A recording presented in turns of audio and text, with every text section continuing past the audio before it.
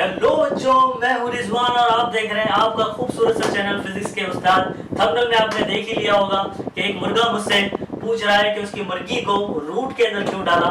तो जानने के लिए देखते रहिए वीडियो एंड तक। और अगर आप इस चैनल पर नए हैं तो सब्सक्राइब करें और बेल आइकन को दबाना ना भूलें ताकि हमारे नए वीडियो की नोटिफिकेशन आपको मिलते रहें। चलिए शुरू करते हैं।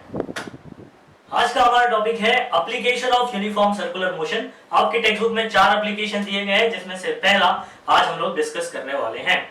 पहला एप्लीकेशन क्या है बच्चों कि अगर कोई कार हॉरिजॉन्टल कर्व रोड या ट्रैक, कोई अगर रेल है तो रोड पे थोड़ी चलेगी, वो ट्रैक पे चलेगी। तो अगर वो हॉरिजॉन्टल मतलब समझते हैं आप, लेवल्ड, दो वर्ड आएगा। देखो मैंने यहाँ पर दोनों टॉपिक में लिख के रखा है क्योंकि न्यूमेरिकल जब आप सॉल्व करेंगे तो न्यूमेरिकल्स में आपको लफ्जों में घुमाएगा। ठीक है, आपको हॉरिजॉन्टल की जगह लेवल्ड बोलेगा, सर्कुलर की जगह कर्व्ड बोलेगा, रोड या ट्रैक कुछ भी यूज कर सकता है। समझ में आ गई बात? तो आपको याद रखना है कि हॉरिजॉन्टल और लेवल्ड दोनों भी बोला तो वही समझ में आ रहा है। ठीक है, सर्कुलर और कर्व्ड और रोड या तो ट्रैक, ये लफ्जों का इस्तेमाल कर सकता है। इन वर्ड्स का इस्तेमाल करके आपको सवाल में घुमाएगा। तो बच्चों समझना है आपको कि क्या है ये। ठीक है, तो पहला एप्लीकेशन क्या है? व्हीकल अलोंग अ हॉरिजॉन्टल और लेवल्ड, सर्कुलर और कर्व्ड, रोड या तो ट्रैक। ठीक है, अब यहां पर आपको एक इमेज दिखाई देगा। ठीक है, ये इमेज में आप देख रहे हैं कि एक बेहतरीन सी कार है जो कि हॉरिजॉन्टल कर्व रोड पे जा रही है। ठीक है, तो हॉरिजॉन्टल कर्व रोड पे उतने हिस्से में वो जो रास्ता है वो कैसा है? सर्कुलर है, कर्व्ड है, बराबर है। तो सर्कुलर है तो उसका एक सेंटर होगा, आपको उसमें सेंटर भी दिखाई दे रहा होगा। ठीक है, सेंटर से कार से मैंने एक लाइन ड्रॉ किया है, वो क्या हो गया? सर्कुलर पाथ का क्या हो गया? रेडियस हो गया। अब along the radius toward the centre कौन सा फोर्स होता है? सेंट्रीपिटल फोर्स होता है। तो देखो बच्चों, ये डेरिवेशन करने के लिए आपको कुछ बेसिक चीजें यहां पर समझनी होंगी। ठीक है, तो कुछ बेसिक चीजें मैं यहां पर लिख देता हूं और इसको याद करने का तरीका भी बता देता हूं। फ्रिक्शन फोर्स स्टैटिक वाला, ठीक है, आपने 11th में पढ़ा होगा। Limiting force of static friction, limiting सबसे मैक्सिमम कौन सा है? स्टैटिक फ्रिक्शन का मैक्सिमम जो होता है वो उसको limiting force of static friction बोलता है। स्टैटिक फ्रिक्शन वेरिएबल क्वांटिटी है, याद रखिएगा, वेरिएबल, ये वेरी होता रहता है, फिर बाद में ये एक लिमिट पर पहुंचता है। 11th का टॉपिक है इसलिए मैं बहुत ज्यादा डिटेल में नहीं जा रहा। तो इसका फॉर्मूला याद रखने के लिए आपको कौन सी ट्रिक याद रखना है? देखो, स्टैटिक फ्रिक्शन, मैं आपको इसको ऐसे ही दूसरे तरीके में बोलता हूं। जैसे मान लो आपने अपने सर पे बोल रहा हूं, सॉरी, सर पे बहुत ज्यादा फ्रिक्शन किया, ठीक है, तो फ्रिक्शन करेंगे तो क्या होगा? सारे बाल उड़ जाएंगे, बराबर। और आपके सर पे बचेगा क्या? कुछ भी नहीं, तो मून बन जाएगा कि नहीं? तो फ्रिक्शन फोर्स का फॉर्मूला आप याद रखें, Fs is equal to mu into n. कुछ भी बलता सा ट्रिक था लेकिन याद रखने के लिए बहुत ही बेहतरीन है। Mu n, Fs is equal to mu into n, जिसको मैं बोलता हूं कि फ्रिक्शन करेंगे तो मून बन जाएगा, याद रखने के लिए। बाकी इससे कोई कॉन्सेप्ट से कोई रिलेशन नहीं है इसका, बात समझ में आ रही है? ठीक है, तो आप जो है ये फ्रिक्शन वाले चैप्टर में 11th में पढ़ा होगा।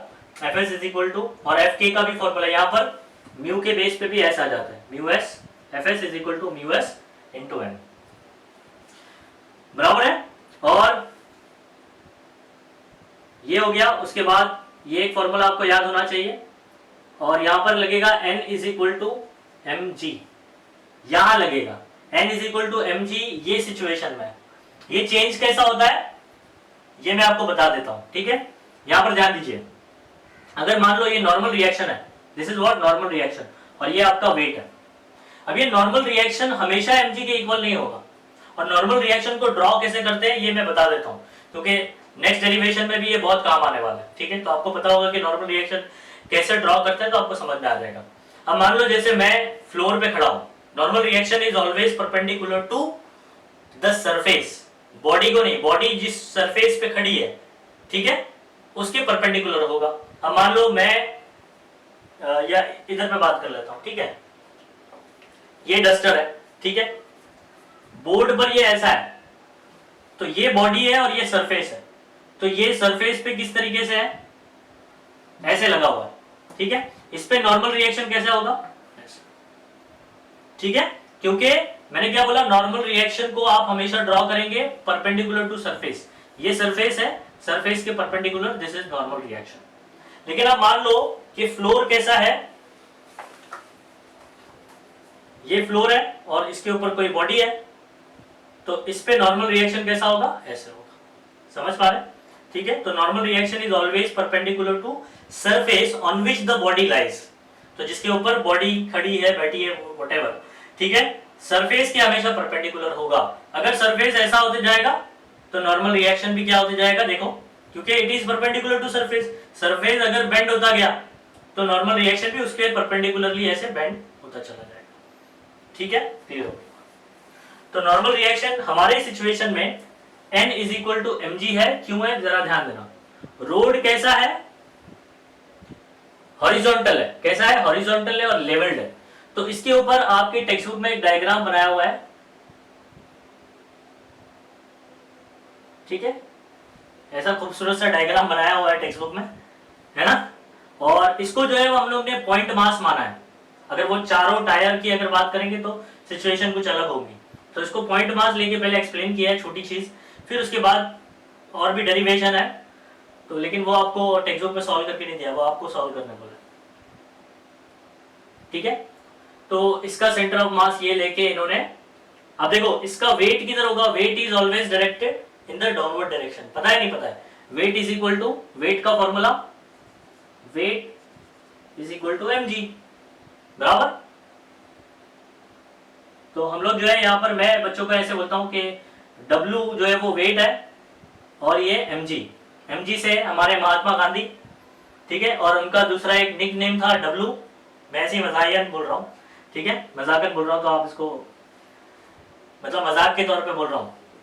W को मैं, ठीक है, मतलब मान लो आप महात्मा गांधी, यानी महात्मा गांधी का कोई निक नेम था W, तो दोनों तो वही हुए, दोनों बराबर हुए। W is equal to mg,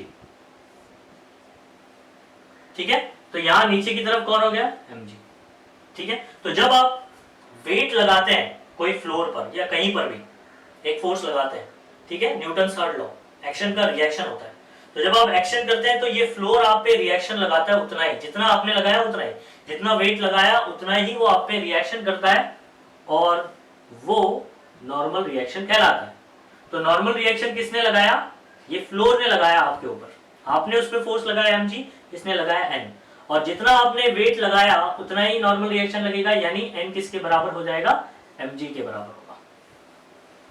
इस बात को समझे आप, ठीक है।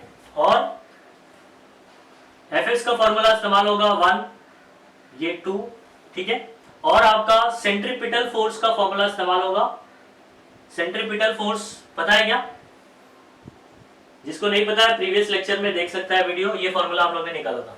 सेंट्रीपिटल फोर्स का फॉर्मूला क्या है बच्चों, mv²/r। ये फॉर्मूला याद करते चलें, ठीक है। और जो नया फॉर्मूला निकल के आने वाला है उसमें ही हमारा सस्पेंस छुपा हुआ है, ठीक है। उसमें मैं बताऊंगा कैसे याद रखा जाएगा, इसीलिए मैंने आपको थंबनेल में वो चीज बताई, ठीक है। तो अब क्या क्या चीजें बेसिक लगेंगी, एक फ्रिक्शन फोर्स का फॉर्मूला, बोलो फ्रिक्शन फोर्स का फॉर्मूला क्या, मून, ठीक है। बबलू इज इक्वल टू, यानी W is equal to mg, ठीक है, महात्मा गांधी। और या n इज इक्वल टू, ये n और ये दोनों क्या होते हैं, बराबर, जितना वेट आप लगाते हैं उतना ही नॉर्मल रिएक्शन लगेगा, ठीक है। सिचुएशन कब बदल जाएगी, जब रोड बैंड होगा, ये नेक्स्ट वीडियो में आएगा, ठीक है, बैंड होगा ऐसे, ठीक है, कुछ एंगल बना रहा होगा सरफेस, तो नॉर्मल रिएक्शन ऐसा हो जाएगा, यानी नॉर्मल रिएक्शन भी बैंड होगा अगर रोड ऐसा बैंड होगा, because it is perpendicular to surface. तब आपका n mg के बराबर नहीं होगा, तो mg का कुछ कंपोनेंट होगा, वो हम लोग बाद में बात करेंगे। क्या क्या फॉर्मूला यूज होगा बच्चों, Fs इज इक्वल टू, ठीक है, limiting force of static friction है ये, μs इंटू n, और n is equal to mg, ठीक है। और तीसरा फॉर्मूला आपका इस्तेमाल होगा centripetal force is equal to fcp is equal to mv²/r। तो इतने फॉर्मूले आपके लगेंगे, ठीक है। अब आ जाओ सिचुएशन को समझते हैं।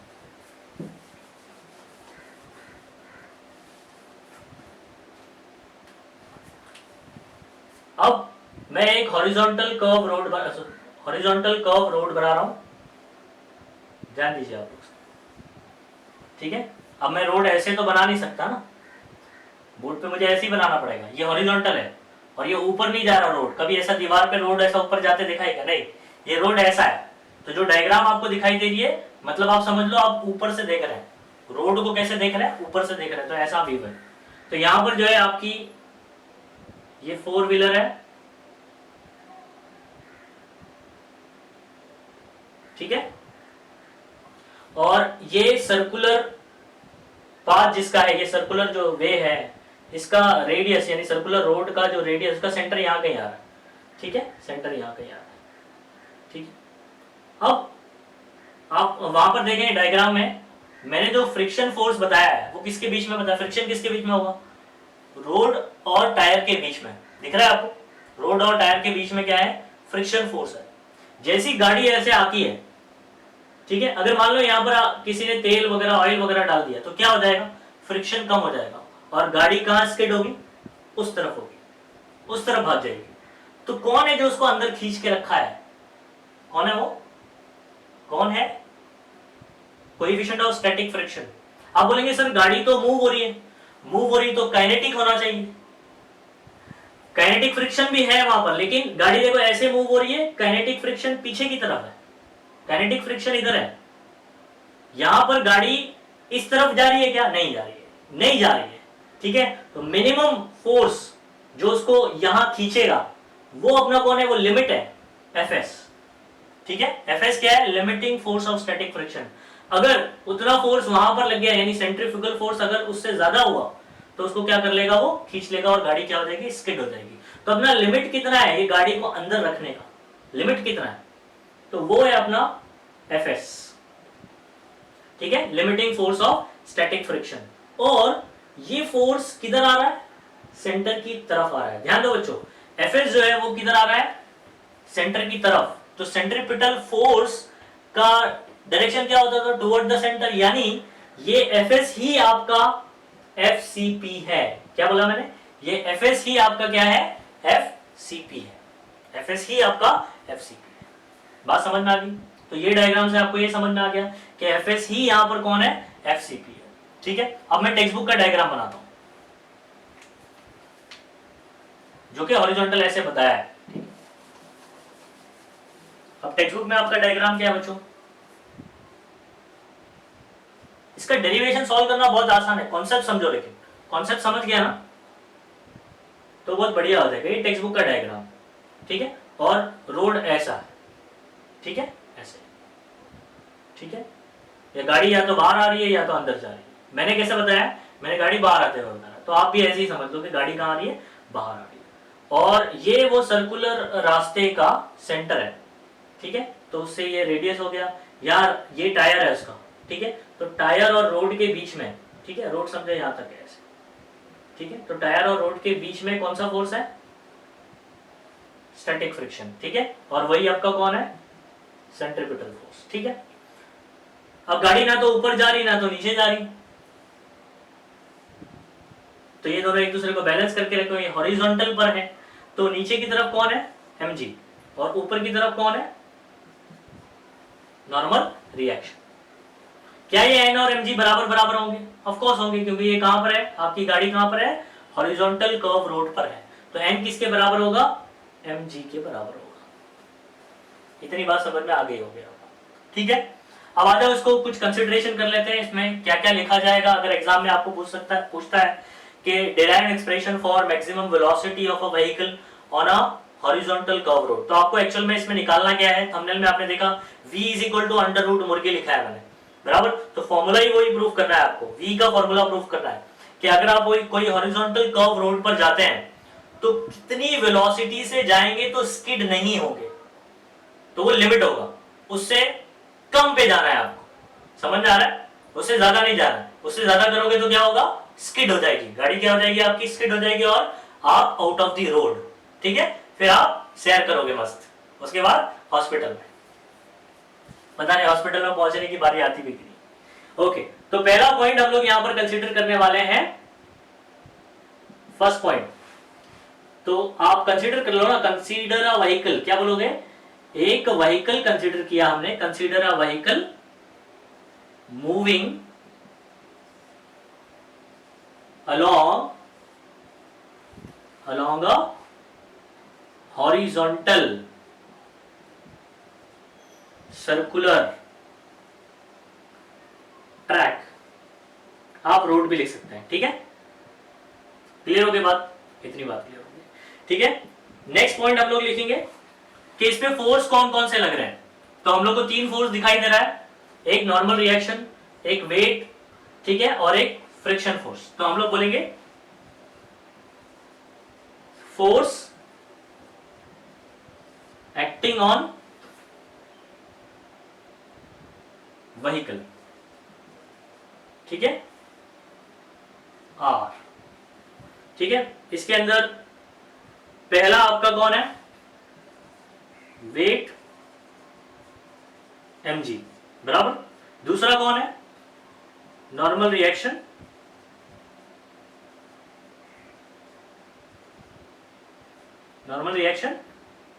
n। और तीसरा कौन है, ठीक है, क्या बोलते हैं इसको, limiting force of static friction, ठीक है, लिमिटिंग या फोर्स ऑफ स्टैटिक फ्रिक्शन भी बोले तभी चल जाएगा, लिमिटिंग फोर्स ऑफ स्टैटिक, ठीक है। इतना लिख लिया। इतना करने के बाद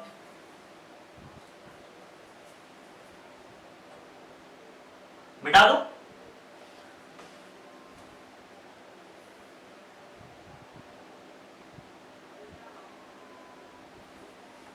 इसको मिटा दो,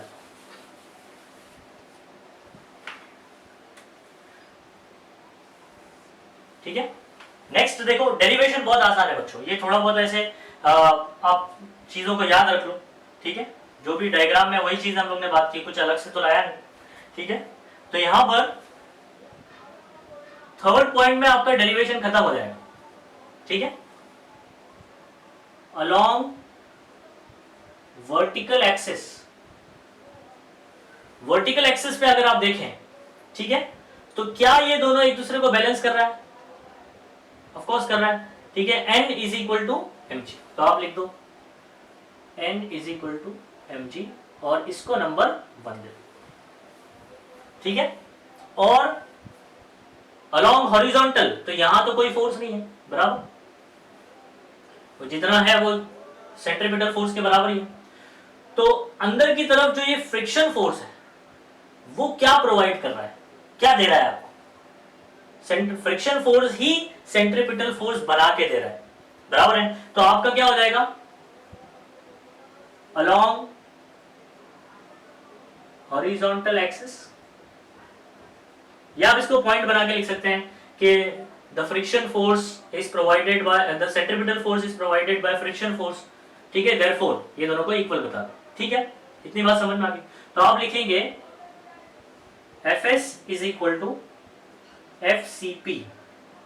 और अब याद करो बच्चों, मैंने अभी यहां पर थोड़ी देर पहले बताया था कि centripetal force FCP is equal to what, mv square by r, ठीक है, mv स्क्वायर बाय r। तो यहां पर क्या किया, FCP की जगह पर क्या लिख दिया, mv स्क्वायर बाय r, और ये आपका हो गया Fs। समझ में आ गया। अब इसको नंबर 2 दे दो, ठीक है। नेक्स्ट, ये दोनों इक्वेशन जो आपको दिखाई दे रही है, जरा इनको डिवाइड करके देखो क्या होता है। डिवाइड 2 बाय 1, मैं इसलिए बोल रहा हूं आपको, अभी समझ में आएगा, ठीक है। डिवाइडिंग, मुझे कैसे पता चला, डिवाइडिंग 2 बाय 1 ही करना है, ठीक है। तो आप भी लॉजिक लगा सकते हैं, कोई बड़ा खेल नहीं खेला है यहाँ पर। देखो ध्यान दो, मुझे v का फॉर्मूला चाहिए, तो v ऊपर चाहिए, तो v यहाँ पर तो ऊपर है, ये वाले फॉर्मूला, ठीक है। जब इसको डिवाइड बाय ये करोगे तो v ऊपर ही रहेगा। अगर आप मान लो दिस 1 डिवाइड बाय 2 करते हैं तो v किधर चला जाता, नीचे चला जाता। खैर वैसे भी करोगे तो बाद में रीअरेंज कर सकते हो आप, ठीक है। डिवाइड कर दिया, n fs divided by n is equal to mv square upon mg, ये हो गया। अब क्या करते हैं, ये m से ये m क्या हो गया, fs अपॉन n, इसकी जगह पर क्या आएगा बच्चों, mm कैंसिल हो गया, यहां पर बचा v स्क्वायर अपॉन ये r और ये g, ठीक है, rg, f s upon n की जगह पर क्या आएगा, म्यू आएगा। कैसे आएगा म्यू, अभी आपको मैंने एक फॉर्मूला बताया, एफ इज इक्वल टू क्या था, मून, याद है आपको। तो यहाँ पर एन इधर चला जाएगा तो क्या हो जाएगा, F upon N is equal to what, mu. तो mu is equal to F by N, तो एफ बाय एन की जगह पे क्या आया, म्यू आ गया, ठीक है। और अपॉन में जो आर जी है इक्वल के इस तरफ आएगा तो क्या होगा, इनटू होगा, मल्टीप्लाई हो जाएगा। मैं यहीं पर बना देता हूं, काफी जगह है यहाँ पर, ठीक है। तो आर जी, तो ये हो जाएगा mu r g is equal to v square, ठीक है। और ये स्क्वायर इधर आया तो स्क्वायर रूट, तो v is equal to what, square root of mu r g. यही फॉर्मूला मैं आपको बोल रहा था। और ये जो फॉर्मूला है आपका मैक्सिमम वेलोसिटी है, v मैक्स, इतनी वेलोसिटी से आप मैक्सिमम जा सकते हैं। इससे ज्यादा गए तो क्या हो जाएगा, स्किड हो जाओगे, ठीक है।